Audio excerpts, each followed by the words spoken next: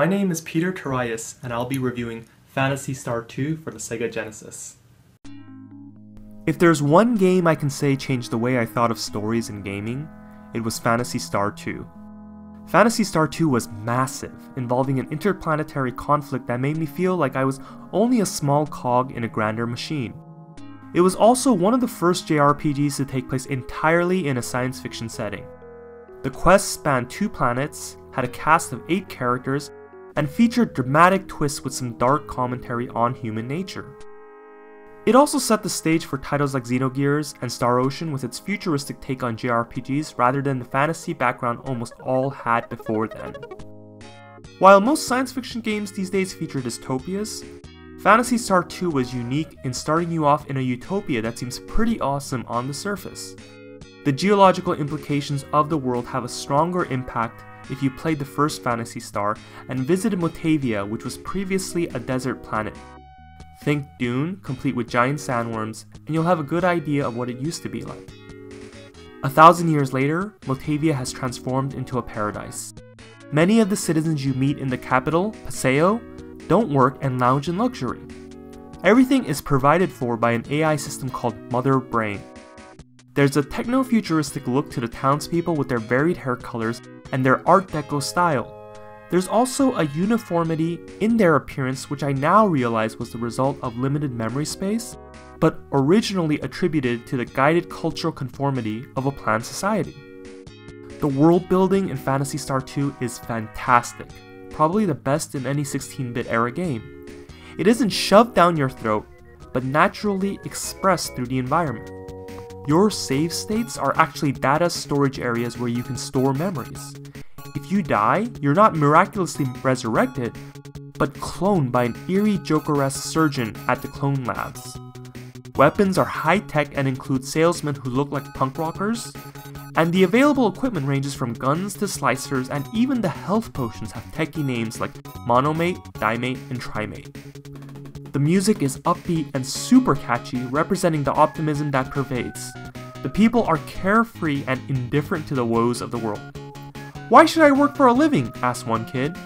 When tragedy actually strikes and monsters run rampant, the citizens are shell-shocked, not sure what they should do. Part of why the story works so well is because the social structure feels organic, with each element propping up the utopian vision of the future. You, as an agent of the government, are fighting to protect seeming perfection.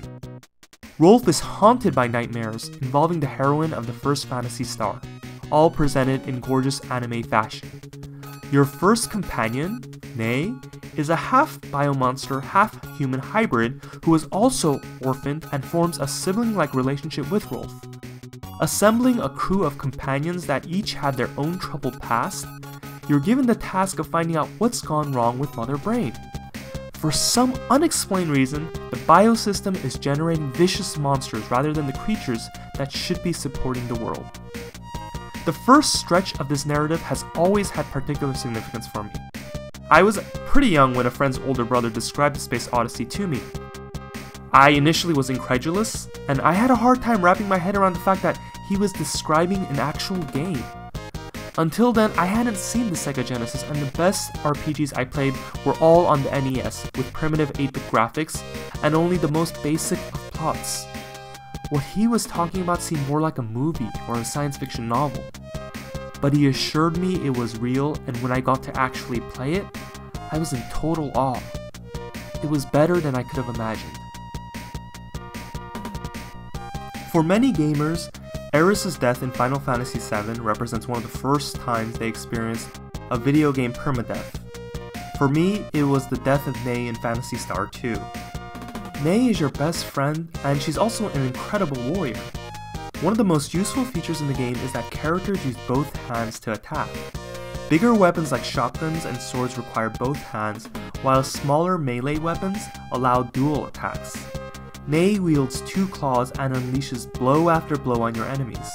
For me, she always seemed to attack when I was weakest, dispatching foes in the nick of time.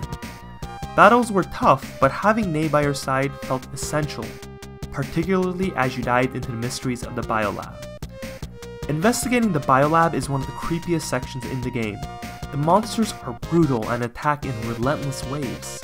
There's stasis chambers everywhere containing skeletal embryos of bizarre creatures. You have to drop into the basement to recover the recorder with the data you need. When you return it to HQ, you discover the whole system has gone inexplicably awry. After a long quest involving underwater gum and a trek through the complex maze of the Climatrol system, you reach the center, and someone who looks almost identical to Ney is waiting there. She introduces herself as Ney first, and explains she is a failed bio-experiment who is targeted for extermination by the humans. When they failed to kill her, she vowed vengeance and wreaked havoc through the monsters at the biolab. Your party gets ready to fight her, but she tells you if any harm comes to her, Ney will also die as their existence is conjoined. You have the option of avoiding battle if you wish, but the game won't progress unless you do. In the first part of the battle, Ney faces off in direct combat with Ney first. No matter how strong Ney is, Ney first kills her. At that point, the whole sequence switches to an animated cutscene as Ney mutters her last words, before she passes away. I was sad, furious, and heartbroken. Rolf and your party face off against Ney first in a long battle, but even after you beat her, it doesn't change Ney's fate. It's a bittersweet turn, and you rush to the cloning factory to try to bring Ney back, but it's not possible. I've never had a party member I actually cared about die, and there wasn't any way I could change the outcome. I didn't know game developers were allowed to do that. I was angry at the humans who created Ney first, furious that I'd failed Ney, and confused now that the utopia was starting to implode after the Climatrol system was destroyed. Had I actually made matters worse? I think the biggest impediment to anyone interested in either playing Phantasy Star II is the endless grinding. The random combat is brutally repetitive, and you will have to spend countless hours leveling up your characters just to make it through the next dungeon. I know that's a staple of JRPGs, but Phantasy Star takes that to the umpteenth level, making old school gaming downright masochistic. You will die a lot. There was one cheat I utilized when I was first playing it. If you bring up the dialogue box with every step you take, you can actually avoid random encounters. That comes in pretty nifty if you run out of a telepipe or escapipe and barely have any HP left after a long grind session. Die and it's back to your last stored memory. I love the fact that the battles take place in a virtual battlefield with a Tron-like grid. You can program your attacks to automate them to a certain extent, even though you can micromanage each move if you choose as well. The animations are superb, both for the main character as well as the strange bestiary of foes. The 3D backdrop of the battles plays well with the futuristic theme, and the creature sound effects are some of the most unnerving ones around, giving each of them an alien vibe. While many of the areas are really hard, one that I enjoyed in Moda is Roron, a garbage dump which holds the scooter.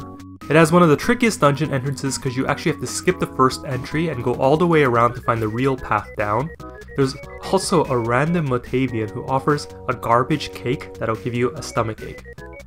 The cool thing is once you get the scooter, you can pretty much go anywhere on Motavia.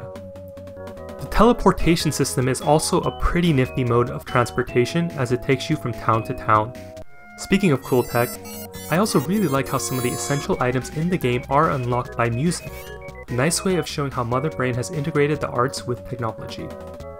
During the localization, information about Rolf's tragic past was removed, but you can find hints of it in one of the cities that talks about a space accident from 10 years ago. One of the kids asks a really good question: Mother Brain is watching us, right? Then why do accidents happen? For me, the best science fiction doesn't just present a fascinating new world, but gives us glimpses into human nature from a different, somewhat subversive perspective. As graphically advanced as the game was, none of it would have worked without the themes that propelled them. And the one theme that sort of comes up repeatedly is best summed up by one of the townspeople who states, "What's most frightening is humans, not monsters." I love Phantasy Star II, even with all the grinding, and I think it's one of the greatest JRPGs of all time. There's many different ways you can play it, so make sure to pick it up. And for the second part, I'll get into the Ice World, the Zolus, as well as the most shocking ending of the 16-bit era.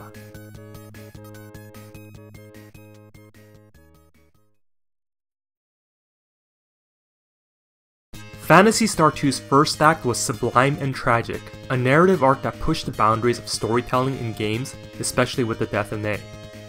The second act was incredibly difficult, feeling more like an unending grindfest than a genre-defining experience. But if you stuck it through to the end, you'd be rewarded to one of the best endings of the 16-bit era. After your party defeats Nei first, the climate troll begins to break down and the planet is completely disrupted. A robot army has been unleashed by the government to take you down, which made me question where they all were when the monsters were out of control in the first place. Your party is being blamed for all the problems the world is facing, and this is where your party member Kane, a wrecker, comes in pretty handy as his technique specializes in robotic extermination. But an even more valuable party member provides what is probably the most important item of the game. Sheer is your final party member and a thief. Unlike most games where thieving happens in battle, she steals randomly from shopkeepers in town, stealing a combination of valuables and rare items. If you strengthen her to level 10 and take her to the baggage claim in the central tower, she'll steal the Visiphone. The Visiphone lets you save anywhere at any time except during battles. And for what might be considered one of the most difficult RPGs of the 16-bit era, the portable saving system was a godsend. Add to that the fact that Sheer is the fastest character in your party, and she's arguably the most underrated member of your group. Unfortunately, despite all the good you've done, you are captured and imprisoned in a space satellite called Gyra, stripped of your items and unable to use any techniques. Laser rings restrain your motion and painful beams restrict access throughout the area. The government informs you that you're here until they carry out their death sentence. I think Rolf's vulnerability is moving in the scene as he declares, "I tried to open the dams because I felt responsible for making too much rainfall, but I was caught. I don't want to die here, not even knowing who is trying to destroy Moda by using the mother brain." Your party has to flee from every fight, or they will be overpowered and killed. Just when things seem like they can't get worse, an explosion rocks the craft and you start plummeting towards the planet of Parma. You hear a burst before everything fades. When you wake up, a space pirate named Tyler informs you that he saved you just in the nick of time. The satellite you were on collided with Parma and destroyed it. The main planet of the first Phantasy Star and the biggest center of civilization in the star system is gone. After Nei's death, I didn't think anything could make me feel worse. Parma's destruction did just that. I couldn't get the question out of my head though. Did my actions precipitate its destruction? It's the Alderaan moment of Phantasy Star and the Kefka moment from Final Fantasy VI. I wished I could crawl into a corner somewhere and hide. But a robot army was after us and the party had no choice but to go on the run to the second planet in the Algo star system, Dezo. Dezo is desperate, an ice planet that is as brutally cold and desolate as the sense of guilt that racked me. The first destination on the planet is the spaceport of Skur, an abandoned station that is infested with monsters. You land your ship without any idea of where you're going or what you're supposed to do. The order in how you approach the rest of the game is left in your hands. Just as Moda was all about guiding you from one tube bridge to the next, Dezo is the opposite, being almost open world. The sudden freedom is daunting. The Dezorians are a counter-Mother Brain society. They've rejected the utopian perfection of Moda, believing an over-reliance on technology will lead to a civilization's decline. They worship the holy fire of the Eclipse Torch, which unfortunately seems less comforting than an all-knowing AI. In many science fiction or fantasy tales, the Dezorians would represent a different type of ideal, a la Avatar or Dances with Wolves. An alternative that is more appealing in some way, usually being in tune with nature. But living with the Dezorians feels worse than life back on Moda, and the alien civilization reminded me why I wish Mother Brain was in control. I hated wandering the unforgiving tundra of Dezo. The Palm people were punished because they didn't take good care of the Eclipse Torch, one Dezorian citizen claims. a ridiculously righteous and judgmental thing to say after an entire planet has been annihilated. It was almost by accident that I finally reached the Esper Mansion, a place whispered about by suspicious Azorians. There I met Lutz, one of the main characters from Phantasy Star I, and he takes his time making his entrance. After waking him from his hibernation, he informs you that in order to prepare for the final battle, you need to collect all the Ney weapons. He sends you off to tackle the 4 dungeons with the hardest enemies in the game. Regarding the Ney treasures you have to find, I initially thought your fallen companion Ney had left the special equipment for you, and that gave the journey a special significance. Admittedly, it didn't make sense how she could place these weapons in 4 separate dungeons a whole planet away, but I didn't question it back then, it was just game logic. Just recently, I learned Ney actually means ancient, which makes more sense that these are ancient weapons that you have to find, although it decreases the emotional impact of the quest. The 4 dungeons are meant as a rite of passage for the heroes. Each of them are twisted labyrinths, mind-numbingly difficult and complex. There's a mix of gothic statues, genetically engineered trees, and antiquated architecture designed to get you lost. There's no way to get around it. The whole section of this game is very hard and feels like punishment for failing to save Parma. I was in an alien Siberia, paying one random battle after another as my atonement. After you've collected all the Ney weapons, Lutz teleports you up to the Noah space station. There you take out Dark Force, fighting off legions of foes, and finally confront the Mother Brain. She actually gives you the option of walking away, asking in essence, do you want chaos with freedom, or order in exchange for a form of slavery? The battle isn't difficult, especially since you beat Dark Force earlier, who is much tougher. A combination of the explosive technique Megid, Snow Crown, and attacks using the Ney weapons will destroy Mother Brain's system. Unfortunately, she wasn't exaggerating about her importance to the world. Her death leads to the complete collapse of the Motavian utopia. But right before you can leave, Lutz realizes there's another presence aboard the ship and urges you to go face it. So you walk past Mother Brain's hall into a chamber filled with an eerie choir, dressed in a variety of colors. Their leader, who looks human, greets you and admits that they were the ones who built Mother Brain. They reveal that they are from a planet called Earth that destroyed itself long ago, and they came here to exploit the star system. The ultimate villains are Terrans, and you, the player, need to defeat them. The truth that despite all the positive effects of Mother Brain, humans could be capable of so much evil, to the point of committing mass genocide in Parma, was startling. Hadn't Earth's humans already been destroyed by their past greed? Didn't they learn from their own mistakes? What were they hoping to gain? A battle ensues, showcasing anime-style portraits of each of the characters in their various battle poses, side by side with text of angry defiance. I couldn't wait to find out how it all concluded. The shot of Rolf resolutely gritting his teeth had me enthralled. The game cuts away to a view of space in Dezo. A question is posed, I wonder what people will see in the final days. A credit sequence follows, climaxing in an unexplained flash of light. The end. I kept on pressing the buttons on my controller to check if I'd missed something. What happened? Did Rolf and his party win? Or did the humans triumph? Would they re-establish control with a new Mother Brain, or did both parties die? Even when the sequel came out, none of these questions were answered, as Phantasy Star III was more of a side story than a continuation of the second part. I couldn't get the ending out of my mind. Phantasy Star II's journey could almost be considered a form of existential alienation. The more you progress, the more isolated you become. The utopia of Moda seems foreign after the death of Ney and the destruction of Parma, but in Dezo, the religious fervor seems even more repulsive. Neither technology nor spirituality provide any help. Instead, the party treks on, not knowing what awaits after each dungeon is ransacked of its treasures. The saying, hell is other people, takes on a disturbing new context when those other people turn out to be literal humans attempting to subjugate the star system.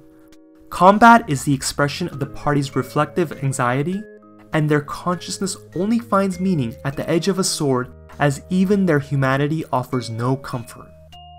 What's important in this final act is that Rolf and company no longer fear death.